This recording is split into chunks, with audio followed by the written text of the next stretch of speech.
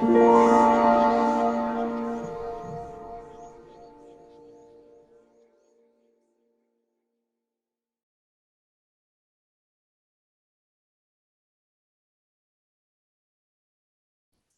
everyone. Today we have Baptiste Cerclé de Lausanne, de EPFL, who will tell us about a probabilistic approach to Toda Conformal Field Theories. Thank you, Baptiste, and go on, please. Yeah, thank you very much for the introduction, and thank you for the invitation to speak here today. So during this talk, I will provide some ideas, some insight about what I did during my PhD thesis under supervision of Colin Guillermo and Vincent Vargas at in Orsay. So I will talk about Toda Conformal Field Theories, which are theories coming from the physics, but that are studied from a probabilistic perspective, that is relying on some tools coming from probability theory, such as Gaussian free field, Gaussian multiplicative chaos, these kind of things. So I'll try to provide the main ideas needed to understand these theories from a mathematical perspective. I will try not to enter into too much technicalities, too much detail, mathematical details, but if you want me to provide some details on the computations or on the definitions or anything, please do not hesitate to interrupt me and ask your question if you have. So, for instance, one first question would be, what are these Toda Conformal Field Theories? So, from a very high level, Toda Conformal Field Theories are a family of quantum field theories. For today's presentation, we'll only think as a quantum field theory as a non-deterministic model. That is something which is not, that you cannot know for sure, but which is random. So you can think as, for instance, in string theory, you look at the evolution of the shape of a string a long time, and this defines a random surface. So Toda Conformal Field Theories describe a notion of random geometry. And in the most simplest case, which is this Liouville conformal field theory, this random geometry is a random surface. And for instance, you have this simulation by Timothy Budd. And so this is an example of what such a random surface would look like. The nice thing about this Toda Conformal Field Theory is that in addition to this being this kind of random models, there are conformal field theories. So this means that there exists some symmetries within the model which are extremely powerful and which provide extremely strong constraints on them. So this is a conformal symmetry, and if you haven't heard of this conformal symmetry, just think that some quantities attached to points on the plane remain somehow invariant under certain transformations, which are the Mobius transform of the plane. So for instance, if you move I just have a very basic question before we go further. So you're staying in 2D for all your CFTs? Yeah, so today I will stick to two-dimensional CFTs. Because this is where it's the setting where everything is pretty much understood. At least it's much better understood than in higher dimensions. Great. Thanks. So today, yeah, the geometry, for instance, it's always some kind of two-dimensional random geometry. So here, yeah, so the conformal symmetry which I talk about is just this two-dimensional conformal symmetry, which is, for instance, if you pick this point on the plane, they're invariant by translation, dilation, or rotations, which is summarized by the picture in blue. And these conformal field theories, and Toda conformal field theories, more specifically, have been studied a lot by physicists because they are interesting in themselves, but also because there are a lot of connections with other models. Should it be models coming from statistical physics? So one famous instance of this type of correspondence is given by Ising model in a magnetic field, which is connected to this Toda field theory associated to the exceptional group E8, and which has made a lot of noise about 15 years ago, yeah, if I remember correctly. There are other connections with WZW models or gauge theory in 4 dimensions via the AGT correspondence. So this is for the physics, but what can be said about the mathematics? Our goal today will be to explain how one can provide a mathematically rigorous framework dedicated to the study of these Toda Conformal Field Theories. I will try to make sense of what a physicist said about these Toda Conformal Field Theories based on some mathematical objects. Okay, so imagine that you have been able to define your theory. How do you understand it? So there is an extremely powerful method in physics which is called the conformal bootstrap, on which text is based on the following steps. So to start with, okay, you start from a conformal field theory, that is, you have a concrete model which comes from the physics. And say you want to understand it. So what you can do to understand it is compute certain quantities which are called correlation functions. These are some average values of certain observables. And it is assumed in the physics that as soon as you are able to compute all these correlation functions, then you understand your model. At least you understand what you want to understand about your model. So the big question is, how do you compute these correlation functions? So one possible thing, to do it directly is extremely complicated, but you can use a more indirect path to compute these quantities. To do so, physicists, instead of trying to work directly in a model, they study the symmetries, the algebra of symmetries of the model. You know that your model has symmetry prescribed by conformal invariance, and therefore, if you want to understand the constraints posed on your model by conformal symmetry, what you can do is study from an abstract perspective the algebra of symmetry of your model. And in the case of two-dimensional conformal field theory, this algebra of symmetry is a so-called Virasoro algebra, and you can study the Virasoro algebra from a representation theoretical viewpoint. And if you do so, you end up with a general method for solving your theory, which is called the conformal bootstrap, and which was described by physicists in 1984, by Belavin, Polyakov, and Zamolodchikov. But the thing is that this method is somehow abstract, and if you want to come back on your actual model, then you need to make some assumptions.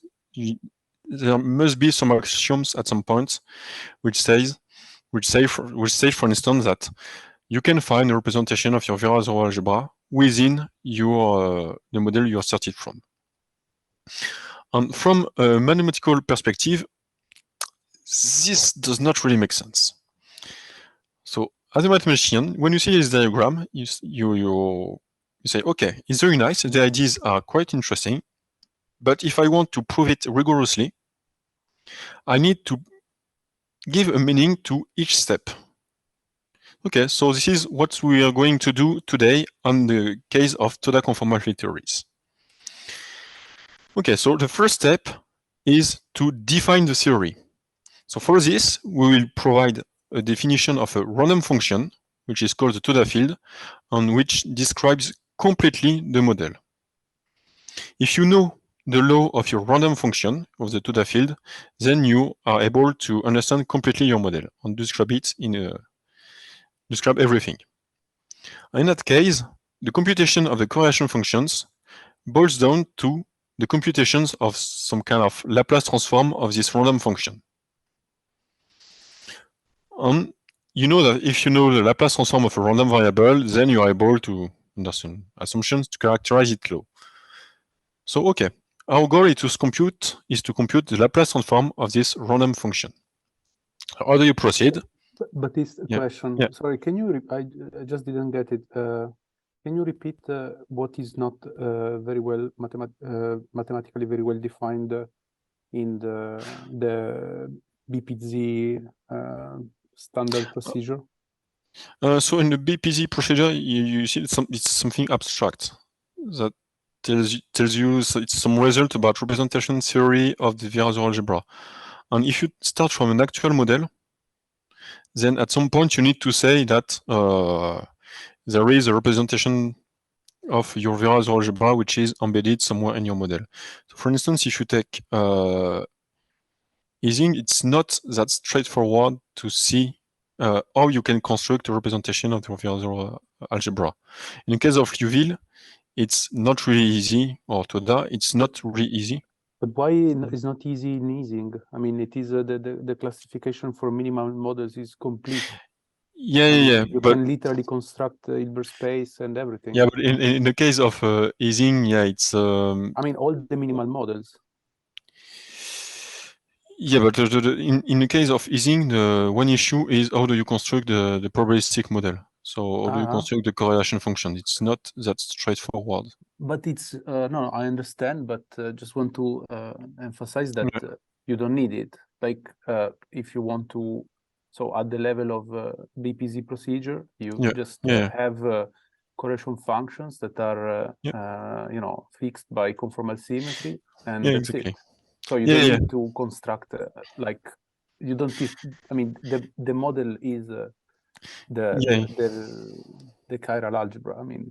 Yeah, I see. So you say that the model is defined by its correlation functions. Yes. And my point of view is to say that there is another way of defining your model, which is by defining the law of a random function, a random field. For instance, you can define your model via a path integral approach, for instance. No, but I agree. But in that case, if you take BPZ, I mean, sure. It is. I mean, I'm a physicist, so certainly I don't have a very high level of rigor, but it seems to be very well defined. Like, but the thing is, for instance, with BPZ, you need to check that some consistency assumptions, such as crossing symmetry. Yes. And it's not always clear how to prove crossing symmetry if the model is not explicitly constructed. I mean, it is a condition that you have to solve. Yeah, it is a condition that you have to solve. And that's what, but it's not immediate. BPZ did, but fine. Okay. Yeah, but it's not immediate. If you start from, you know, if your model is defined using a path integral approach, that is, you define it directly instead of defining its correlation functions. Then it's not that straightforward to check that the model that you have defined using another procedure, constructive CFT, conformal quantum field theory, is the same as the one that you have constructed using the conformal bootstrap. Yeah, I agree. Sometimes it's building a bridge between these two different definitions. It's not that straightforward. I agree. It's not that easy to prove. Yeah. Sure. Okay. Thank you. And in that case, what we did is that we define a model using a path integral. It is, we really define a random function, and we define what is an observable with respect to this model. What is the expected value of an observable with respect to this model. And then we prove that the method used by BPZ is actually not equivalent, but can be implemented within this framework. Okay. So that actually the model defined using the path integral and the model defined by the conformal bootstrap construction were equivalent. Okay, thank you. So for instance, we have translated the issue of computing correlation functions as that of computing the Laplace transform of a random function. And you can follow this diagram, and in that case, you see that the conformal symmetry pose explicit constraints on your model. And you can prove identities which are called wall identities, and which are some kind of translations of the symmetries of your model in actual terms. I mean something which is tractable. And in that case, using the probabilistic, relying on the properties of your probabilistic object, you can implement the technique used in the physics. That is this conformal bootstrap method. And in that case, the computation of the law of your random function is a rigorous consequence of its definition. So if you define your object I mean, it's a random function. You define it by its law. You compute its law in another way that is based on a conformal bootstrap. Then you see that it's the same. And it's completely rigorous. Okay, so let's now describe in more details how this conformal bootstrap machinery works in the case of Toda CFT. So there are 4 main steps. So the first step is to define the theory. That seems a bit obvious, but as you say, you can really define the theory based on the conformal bootstrap. But here the starting point is really, you want to define the theory based on a path integral approach. And to do so, we will provide a probabilistic definition of the correlation functions of vertex operators.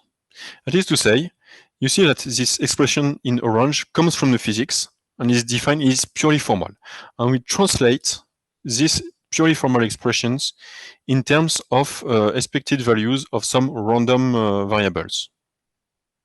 So this will provide a probabilistic definition of this formal correlation function considered in the physics. Okay, now that you've defined your model, the next step is to understand its symmetries. And understanding its symmetries in our probabilistic model boils down to proving that some identities, one identities, are true.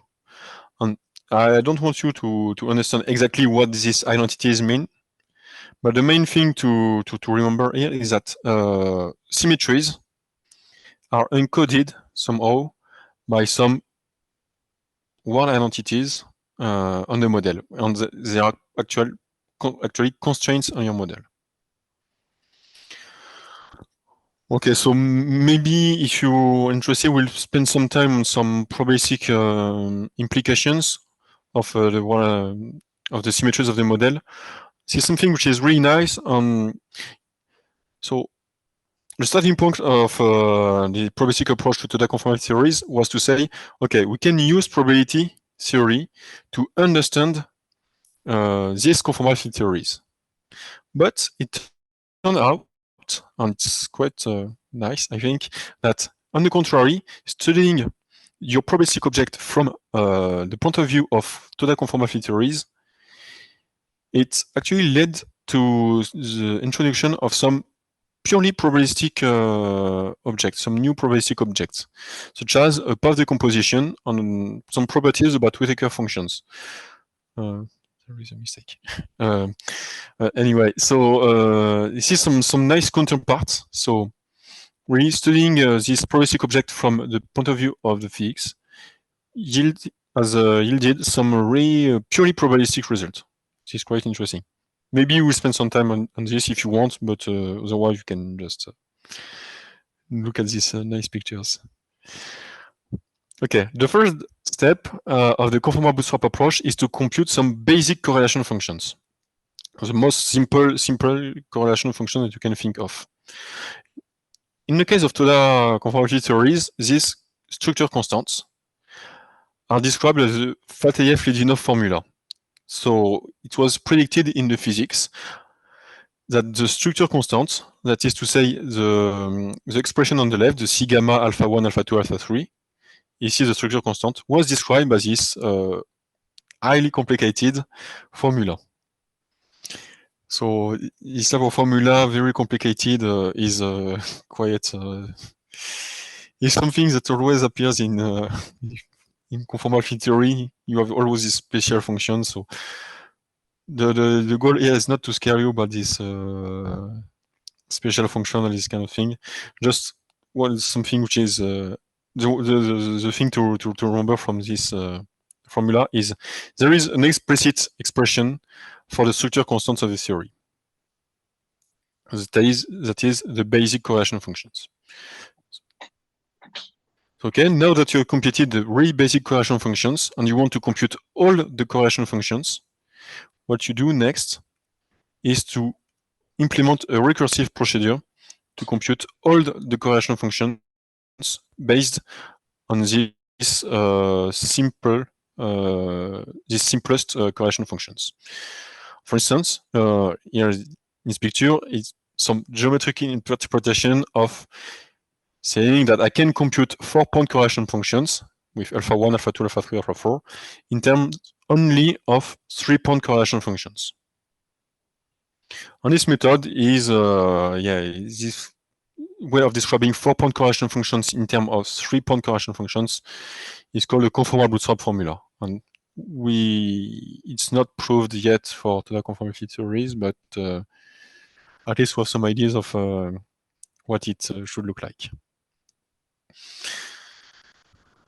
So here are the 4 steps of the conformal bootstrap procedure in the case of Toda Conformal Field Theory. So first, definition of the theory, then understanding of the symmetries.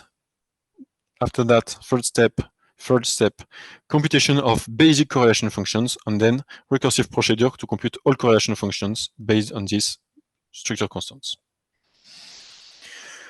Okay, so this is for a bit the sketch of the presentation. So before moving on, do you have any question? Yes, I have one. So with the conformal bootstrap formula, you mean just the repetitive application of the operator product expansion? Yeah, somehow, yeah. So what is not proven there? What's not proven is that you have this operator product expansion between 2 vertex operators. Yes. That you can write this 2-point OPE in terms of integral over the spectrum. Yes. It's not proved yet for Toda Conformal Field Theories, even in the physics. Okay. Okay. For Toda Conformal Field Theories. Yeah. For Liouville, you have a result. Yeah. You have this conformal bootstrap formula, but even for Liouville theory, so you have a formula which is formal in the physics, but if you take your the probabilistic framework, it is extremely complicated to prove this formula. And based on the probabilistic definition of the objects, it's extremely involved to prove that you are able to write down this operator product expansion. Okay. As an integral over the spectrum. It's not. It's really involved. It involves a wide range of tools, ranging from scattering theory, representation theory, probability theory. So. Yeah, I guess in the usual conformal bootstrap, like in the standard conformal bootstrap approach, the operator product expansion is more like an assumption. Yeah. If you want. Yeah, for instance, if you take the minimal models, in that case, the operator expansion is an infinite sum, so it's much easier to handle that this case where the spectrum is infinite. Yes, I agree. I mean, I think convergence of that sum is proven for unitary theories, so it's not an issue. But of course, in practice, working with it may be complicated. Yeah, and even in Liouville theory, convergence of the conformal blocks is something which is really, really hard to prove. It's not just some consequence of the definition, because you have this formal power series, and you don't know if it converges. And actually, it's a lot. You mean the Virasoro conformal block? Yeah, Virasoro conformal blocks. Yes. Okay, thank you. If you take a central charge bigger than 25, it's quite involved to prove that it converges. So do you have any, is there any other question on this conformal bootstrap method?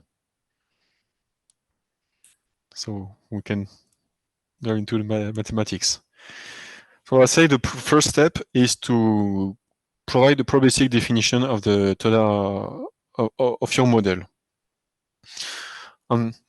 The way this model is defined in the physics, so as I shown before, is via some formal formula which is given by path integral.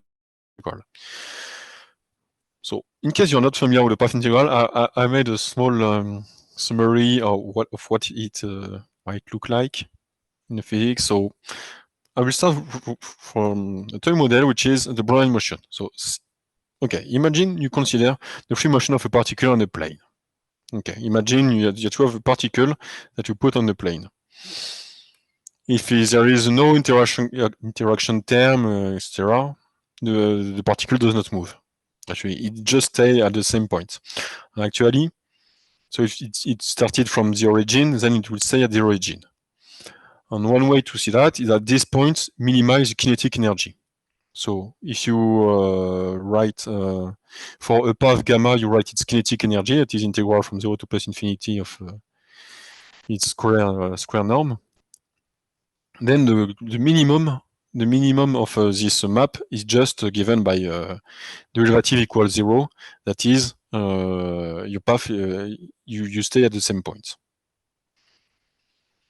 Okay, but now imagine that you're in a quantum world where it's not deterministic, but there are some fluctuations around these points. So this is the famous, experiments. I think the first observation was by Lucrèce in the Naturare room, later by Brown, etc. You know this famous story about the Brownian motion, the emergence of Brownian motion. Actually, it turns out that in real life, the behavior of this random of this your particle is random and described by this type of functional where you see that you have some parameter h bar which quantizes in some sense the level of randomness of your model, and you weight so you make a sum over all possible paths and you rate a path by exponential of minus the kinetic energy. You see that if a path has a big kinetic energy, then the exponential will be really small, so it will not really appear in the integral. On the contrary, if the energy is really small, then the contribution will be large. And this expression will concentrate around points for which the action is small. And this is all the more true as h bar goes to 0. You see that as h bar goes to 0, this integral will concentrate around the critical point of the action, and you will recover the deterministic path. This is the so-called semi-classical limit. Okay, so this is, for a mathematician, this is formal. If you see this type of writing, you see that you have to integrate over all paths starting from 0, all maps from on R2, and this is not really rigorous. So the question is, how do you make sense of it as a mathematician? Okay. One way to construct this object is to use an analogy with a Gaussian vector. So if you take a Gaussian vector with a covariance matrix A, then you see that it has a density with respect to the Lebesgue measure on Rn given by exponential minus 1/2 u scalar product with A minus 1u. And in particular, you see that its covariance matrix is given by this A minus 1. It satisfies these properties. Okay, you can make the analogy with what we have written before.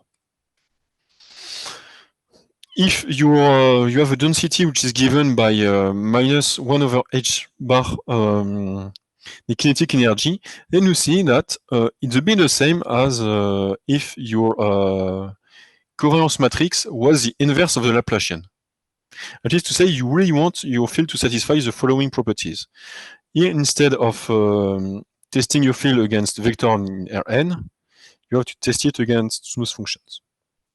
But you see that a minus 1 on minus dt squared plays the same role, and f, a, g, b plays the same role. And so what you want to do is to define a random path which would satisfy this type of equation. Okay. Actually, if you specialize to f, which is some kind of green kernel, then you see that in the end you have the following properties. You want to define a random path such that its covariance kernel is given by minimum between S and T. And this is exactly the standard definition of the Wiener measure for the Brownian motion. So you see that by interpreting formally, by making an analogy with a Gaussian vector, we have been able to translate the path integral coming from the physics into a rigorous mathematical definition of the Brownian motion.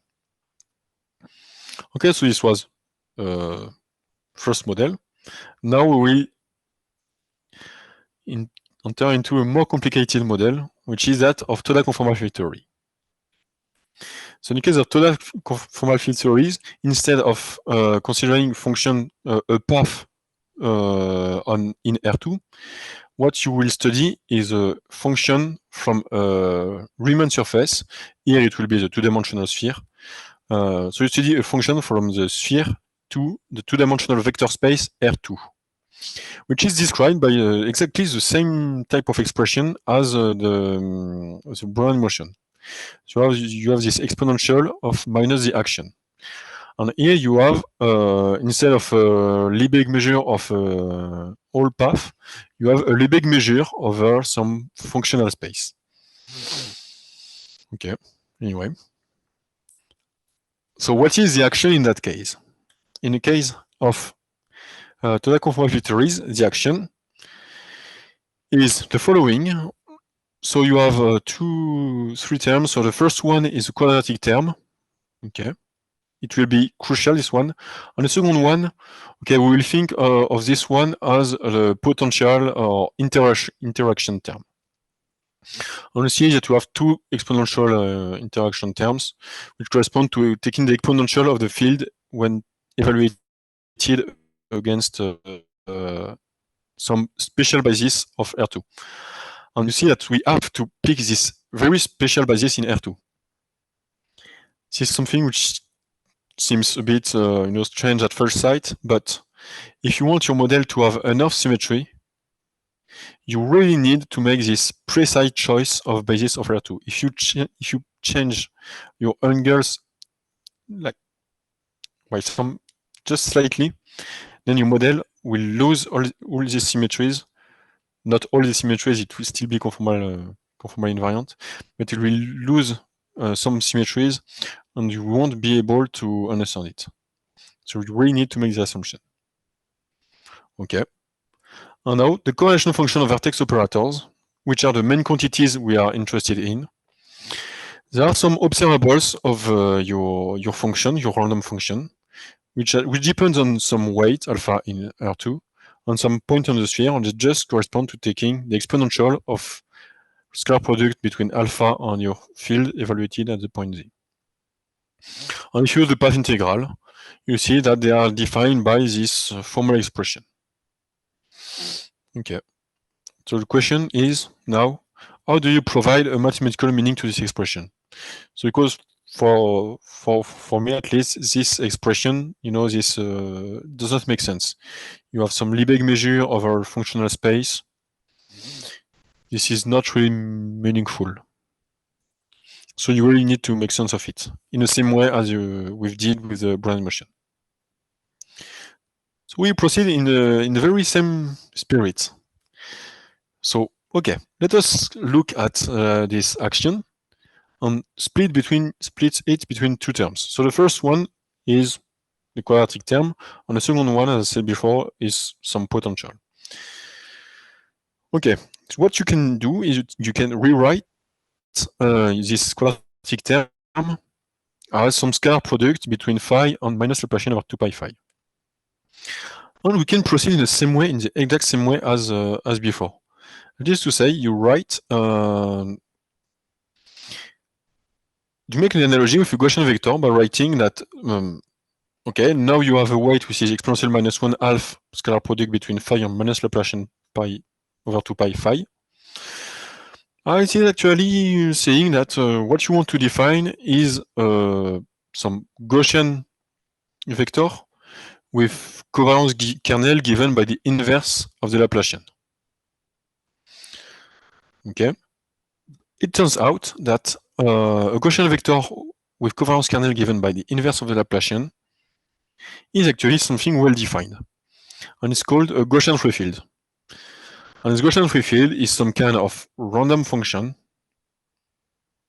random generalized function, to be more precise, with covariance kernel given by the green kernel associated to the Laplacian. So you would like to interpret this quadratic term as the expectation with respect to some Gaussian free field. However, there is one subtlety here, is that you may want your Gaussian free field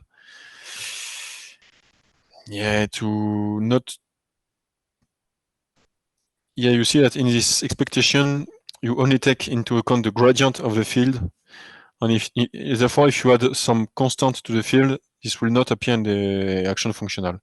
So in order to remediate this loss of degree of freedom, you add some extra term, C variable, that will want to integrate with respect to the Lebesgue variable. So it's no longer a probability measure, but it's a good object to consider.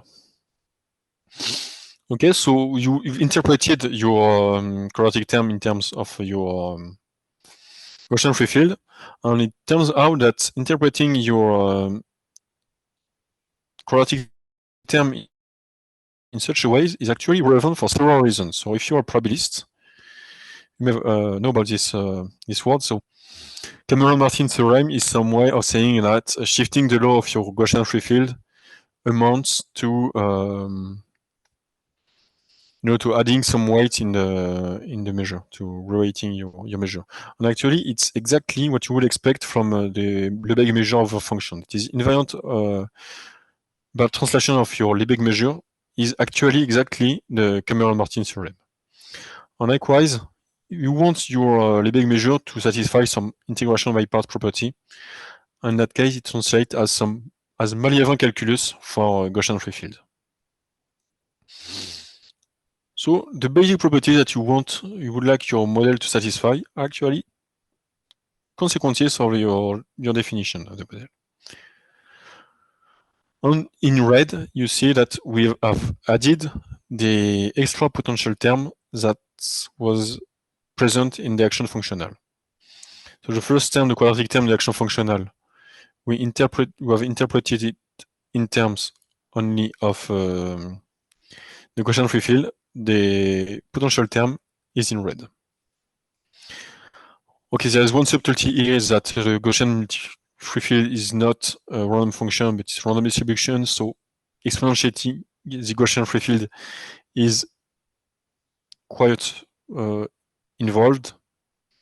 But anyway, there is a regularization procedure. It's some well-defined mathematical theory called Gaussian multiplicative chaos theory, and you can make sense of the exponential of the free field. And if you do so, if you interpret your part integral using the Gaussian free field, and you make sense of the expectation, the exponential of the Gaussian free field using the theory of Gaussian multiplicative chaos, then you can prove that, okay, the object that you have defined is meaningful, mathematically speaking, and that it satisfies some basic properties related to conformal invariance of your model. And something really nice, because you have defined your correlation functions in a completely explicit way. That is to say, your correlation functions are written in terms of your Gaussian free field. To be more specific, the correlation functions are given by these expressions. So this expression, you see that you have two components. So the first one is completely explicit. So it's product of gamma of zj minus zk. It's completely explicit. And the part which is interesting is this expectation. So if you take this expectation, this is the thing you want to compute. And these observables are some quantities defined from the Gaussian free field, which are some Gaussian multiplicative chaos measures. And they are well defined, and there are some assumptions. In order for this expression to make sense, you need to satisfy certain assumptions, which are called cyber bonds. And in particular, you see that if you want this expression to make sense, you really need to have at least 3 insertions. That is to say, you need to consider a correlation function which contains at least 3 vertex operators. So the most simple basic correlation functions that we can construct are the correlation functions which contain 3 vertex operators. Okay. So what happens when you consider these basic correlation functions? Then you have the following FATF-Ledino formula. So under some assumptions on the coupling constant, you can prove that some complicated expression that involves Gaussian multiplicative chaos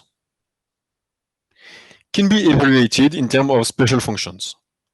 And we recover the formula that was predicted in the physics. And actually, this formula was predicted in the physics using the conformal bootstrap method. That is to say, saying that the correlation function satisfies these OPEs.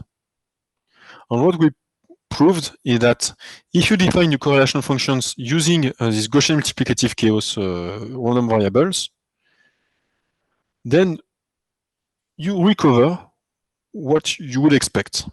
That is to say, you recover the results that come from a bootstrap approach. And so this result can be understood as a connection between probability theory and the conformal bootstrap method from the physics.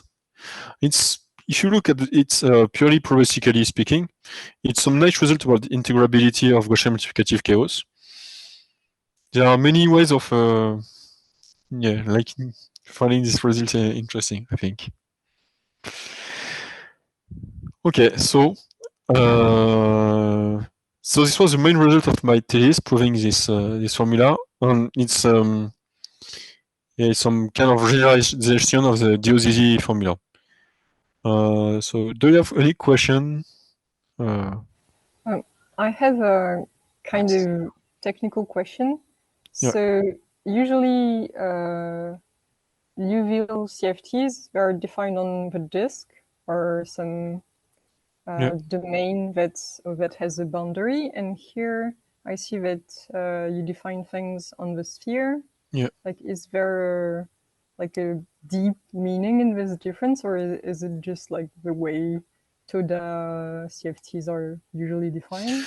So actually, there is a real distinction between boundary CFT, that is CFT on a surface with boundary, on this CFT without boundary on the sphere. It's not a difference saying that the two worlds are disconnected, but the tools are there are some tools which are a bit different. And here we construct, we prove this formula on a sphere, that is on a domain without a boundary. You can also, the same machinery in theory works for domain with a boundary. But it's a bit more complicated because in the case of a domain without boundary, you can only point, your vertex operators depend on insertion. On a domain without boundary, you can only point, you can only put, your insertions in the domain. But in the case of a theory with boundary, you can put your insertions either in the bulk of the domain or in the boundary of the domain. So it's a bit more complicated. You have more structure constants. The basic correlation there are more basic correlation functions in the case with boundary than in the case without boundary. But the main method, that is the bootstrap approach, remains valid, but it's a bit more complicated in that case. So does it answer your question? Yes, thank you. So are you planning to extend your results to cases, domains with a boundary, or? Yeah, so it's a work in progress. But the thing is that in the physics, there are no conjecture formula for this structure constants. If you consider a domain with boundary for Toda CFT, it's not known what should happen. So we're working on it, but it's really it's a bit mysterious which would expect. I think so. If you're thinking about Toda field theories, okay, this I don't know, but in general, again, this for these boundary structure constants are also known. They are given in terms of the so-called F matrices, at least in like minimal models. Or for minimal models, Yeah, so And then, I mean, what is interesting about theories with boundaries, so for like CFT, two-dimensional CFTs on the upper half plane, essentially, is that, for example, this formula for okay, this is just a comment. Okay, so it's not so when you obtain the formula, so the way to obtain this formula for the OP coefficients for the structure constant is usually, so this is done usually via this Coulomb gas approach, right? Yeah.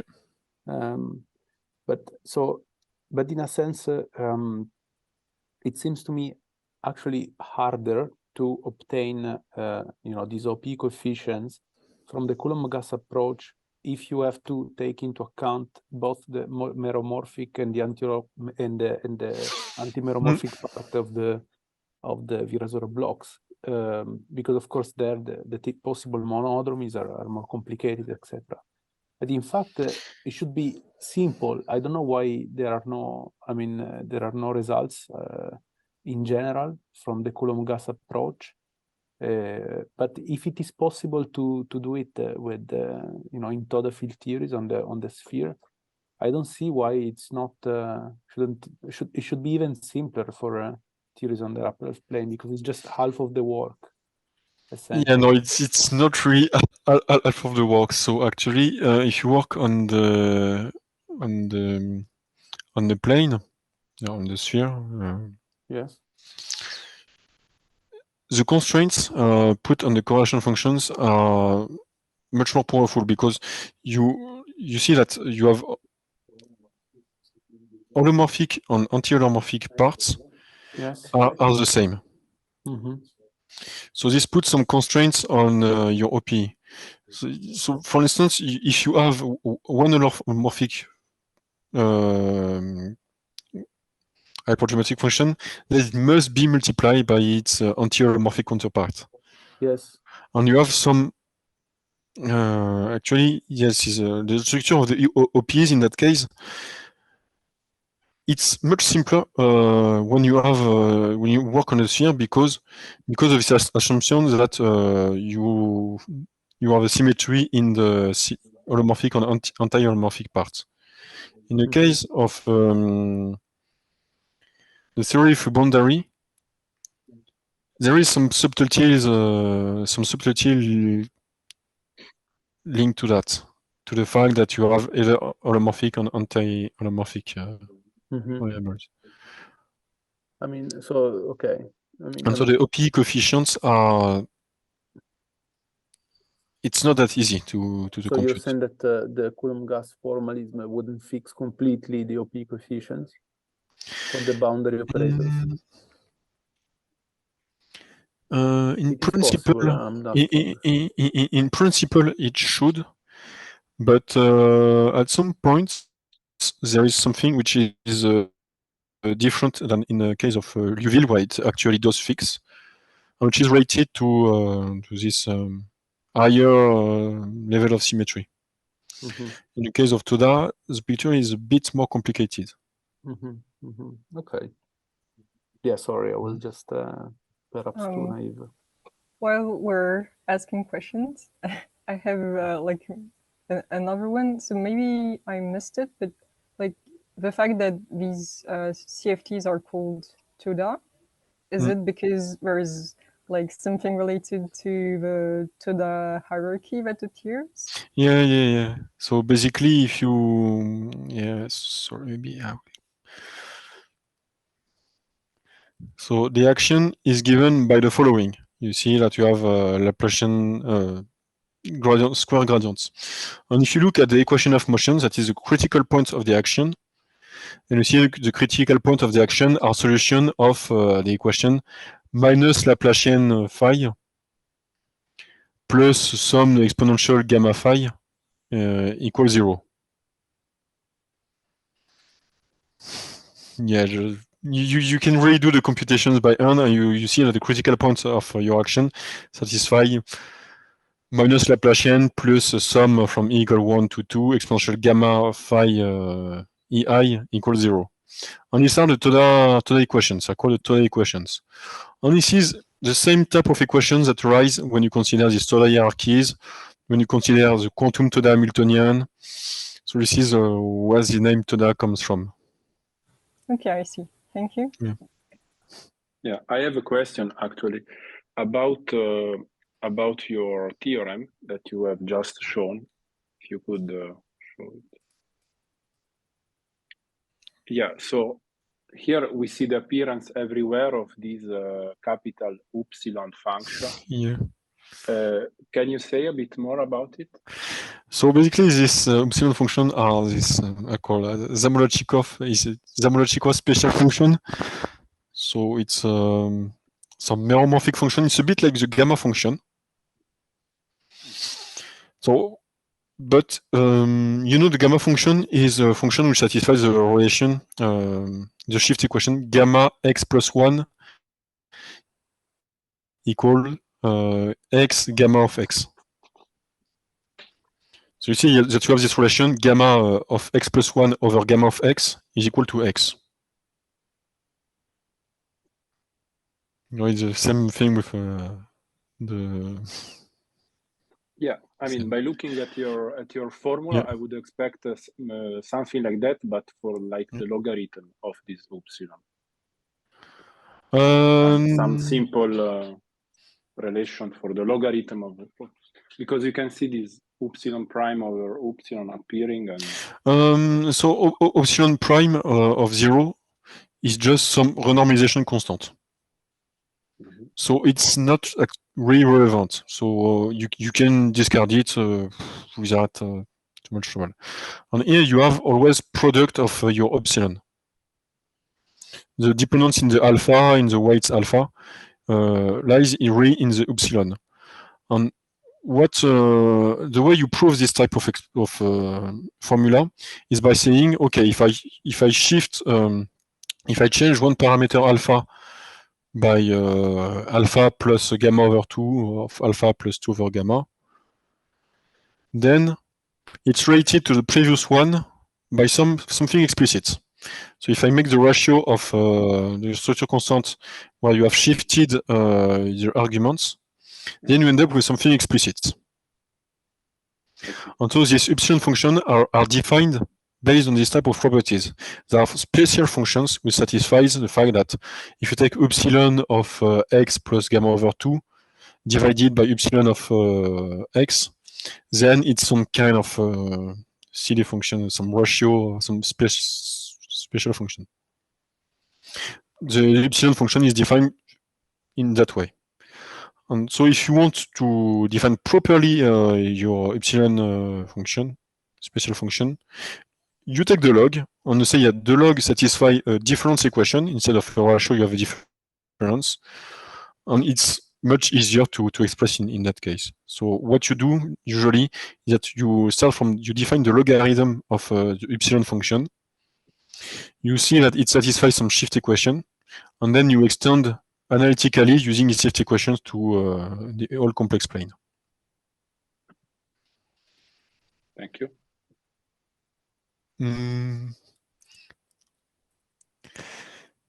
Okay, so just like what I said, so maybe we'll stop on this. But although you prove such a formula, so actually, if you want to prove this type of formula for 3-point correlation functions, 3-point correlation functions, they do not contain information related to the symmetry of the model.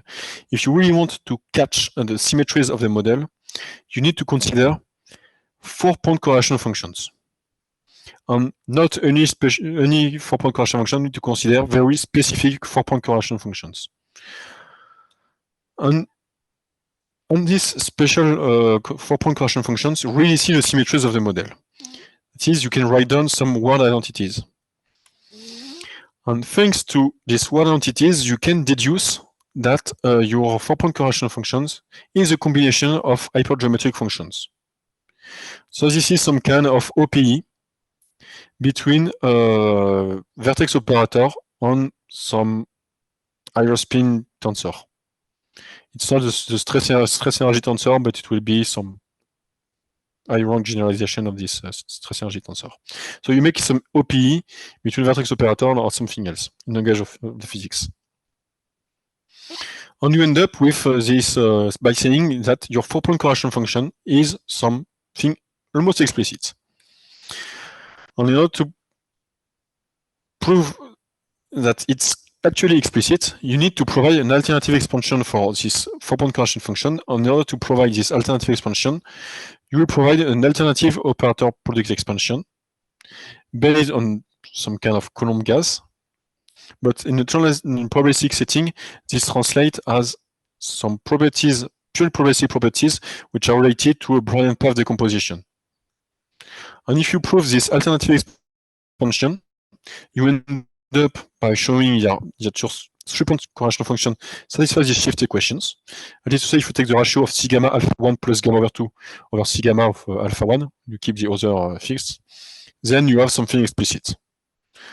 And since these shift equations completely characterize the EPFL formula, that is, if you have two distinct solutions of these shift equations, then they must be proportional one to the other. Then this shows that the structure constants that you have defined using probability are actually given by the EPFL formula. And here the goal is to prove that you can write that a 4-point correlation function is a combination of a geometric function based on the wild identities and provide an alternative expression for these 4-point correlation functions. And to do that, you really rely on the probabilistic definition of your model. That is, you prove that wild identities are just consequences of the definition of your model. And likewise, you prove that the operator product expansions are also can be derived using the probabilistic object that you've introduced to define your model. So it's already 3 p.m. So I can stop here. I think you have the main ideas. I think it's nice. I can, if you have any question, I can answer a question, or otherwise I can go through the rest of the slide, but it depends on what you want. How much time do you need? I think I can do in 5 minutes. I can do in 1 hour. So I mean, if you want to give just a very brief summary, or perhaps you can just wrap it up as you like. But yeah, 5 minutes is okay. Okay, in 5 minutes I can finish. So okay, the first thing is that based on the symmetries of the model, we proved with Yishao Wang that it's written. I thought it was written. Yeah, so we proved with Yishao Wang that these 4-point correlation functions are completely explicit. You know, in the expression, everything is explicit except from the prefactor, which is this structure constant C gamma. And in order to prove this,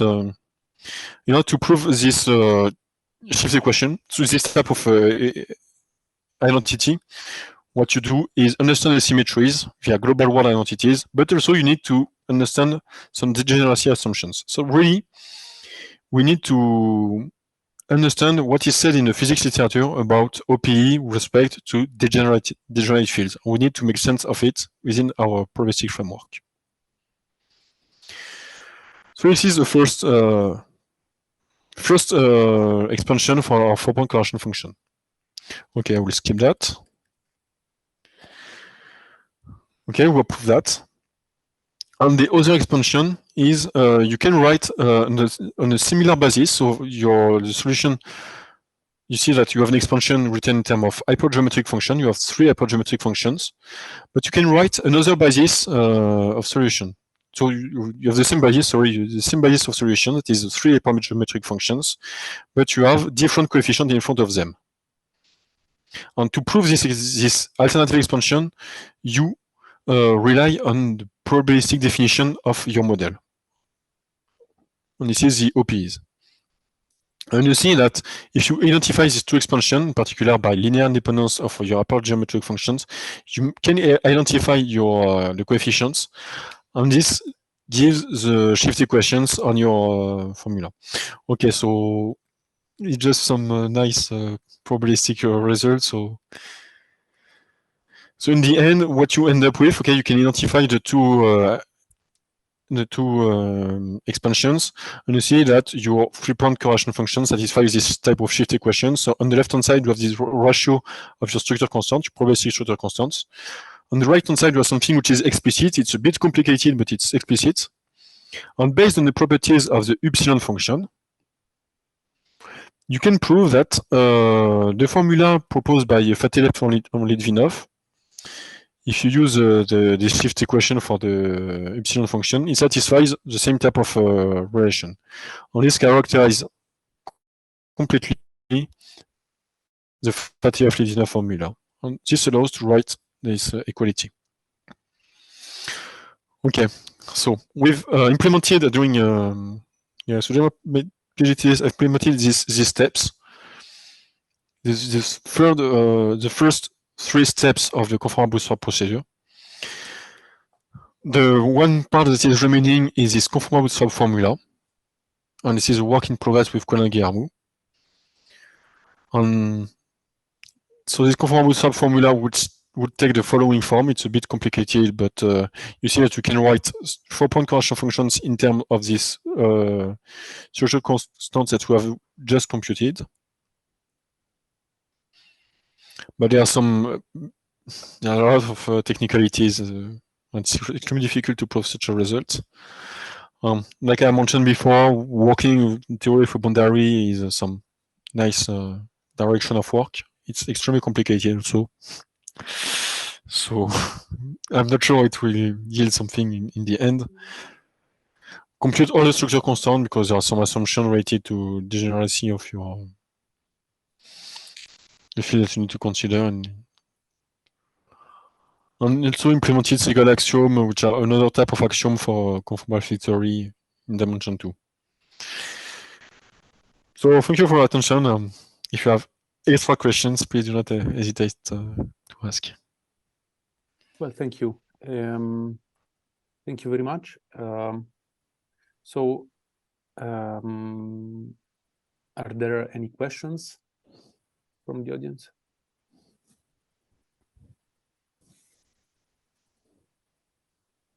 Okay, I don't see any. I think you've got a lot of questions, right? That was quite interesting indeed. I just think I have to announce that at least Matteo asked me I think to announce that there will be no seminar on the 19th because it has been postponed to a future date to be decided, and also there is going to be a kickoff event for the next trimester on the 17th of January in the afternoon, and that will be one of the in-person events at the Institute Henri Poincaré. So of course you are all invited to come if you're here. And okay, so again, if there are no other questions, I would thank our speaker again. And thank you. Thank you.